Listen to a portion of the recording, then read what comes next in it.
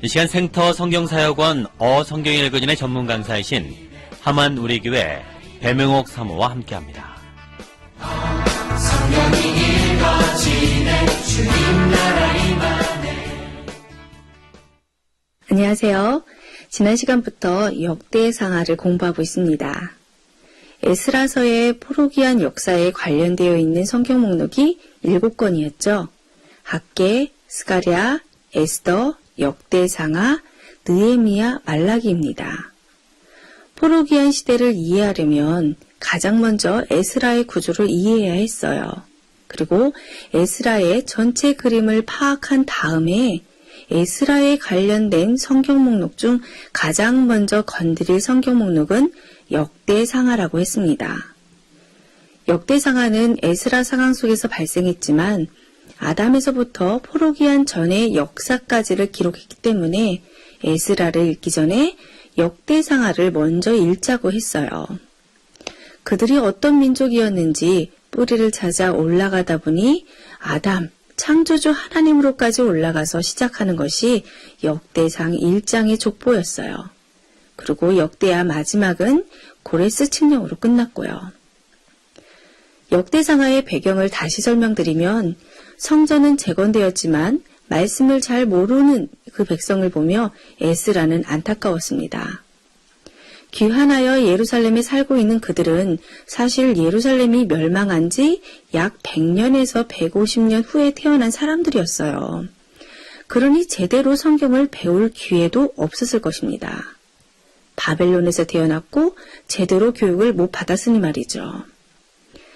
모세 시대의 광야 2세대처럼 조상들이 경험한 것을 잘 몰랐을 것입니다.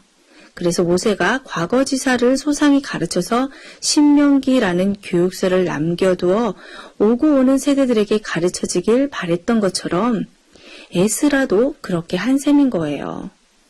모세 시대에 모세가 그 역할을 했다면 포로 시대에는 에스라가 백성들에게 가르치기 위해 역사를 재정돈하여 기록으로 남기었는데 그 책이 바로 역대상하인 겁니다. 내용인즉슨 이래요. 약 130년 전에 바벨론에 멸망한 유다, 그 나라는 어떤 나라인가? 어쩌다가 이렇게 포로로 오게 되었는가? 유다, 이 나라는 언제부터 시작된 나라인가? 그 뿌리는 어디이며 무엇 때문에 이 나라가 시작되었는가? 그럼 이 유다의 왕은 누구신가? 이런 질문을 배선에 깔고 흐르는 이야기가 역대상하의 줄기예요. 이 왕은 우주를 창조하신 하나님이시다. 아담을 지으신 분이시니 세계 역사의 왕이시다. 왕 중의 왕이시다. 그리고 그의 나라는 다윗 왕조로 대표된다. 다윗이야말로 그 왕의 대리 통치자이다. 이것이 포로기한 공동체 백성들이 반드시 알아야 하는 역대상하의 핵심입니다. 아담에서부터 역사를 족보로 정리하여 오다가 다윗 때부터는 족보 처리하지 않고 아주 자세하게 풀어내요. 왜 그러는 걸까요? 왜 다윗에게 초점을 맞추고 역사를 재정돈한 것일까요? 자, 에스라가 다윗에 초점을 맞추고 강조하는 이유가 있습니다.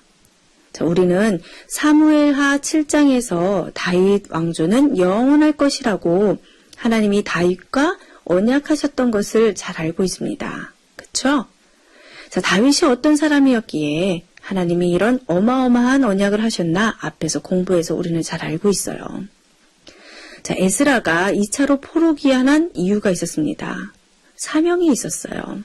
즉, 예배 문화를 확립하러 왔습니다.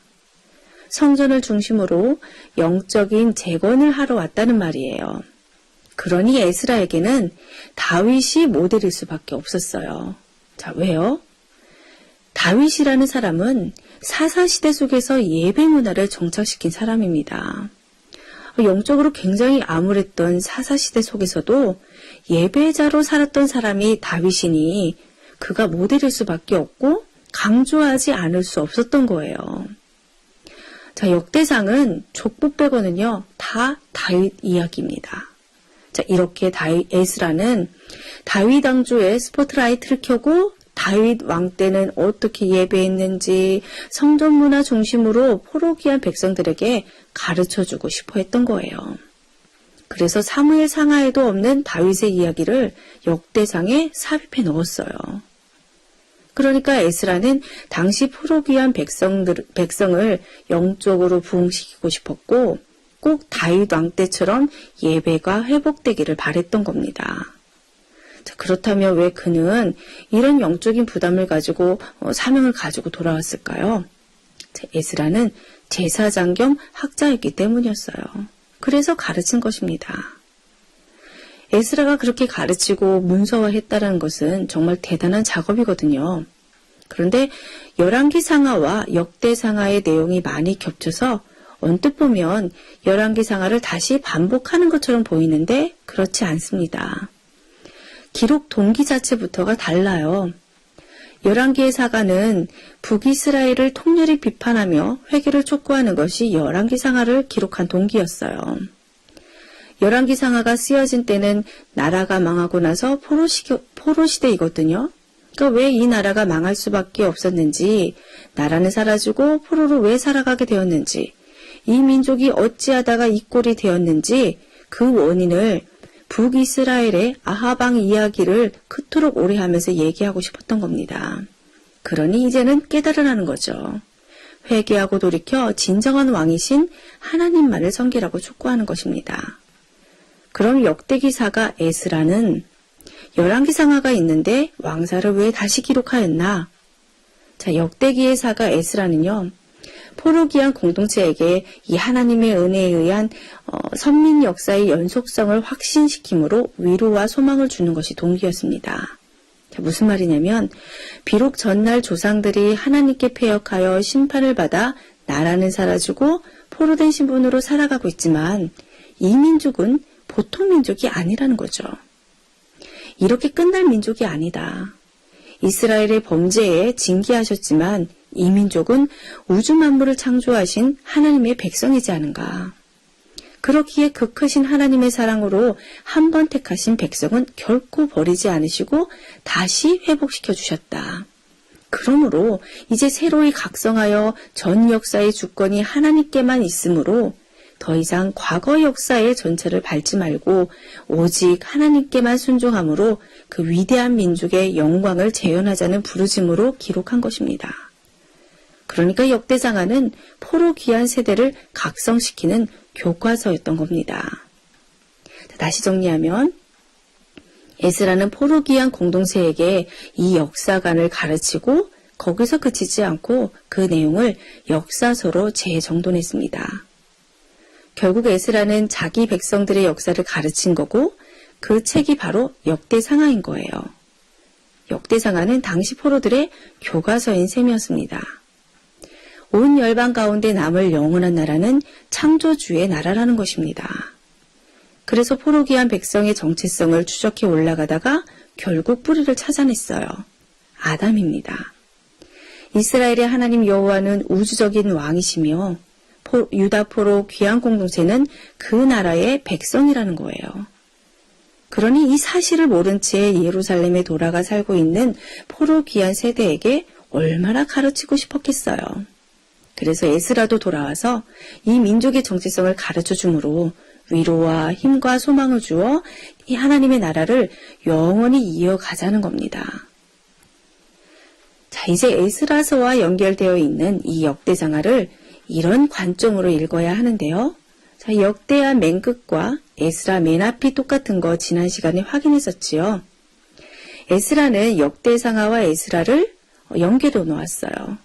어떻게 보면 구약 전체 역사를 재정돈하여 문서화한 것입니다. 자, 역대상하는 크게 네 부분으로 구성되어 있는데요. 얼핏 보면 역대상하를 복습하는 것 같죠? 그러나 다르다고 했습니다.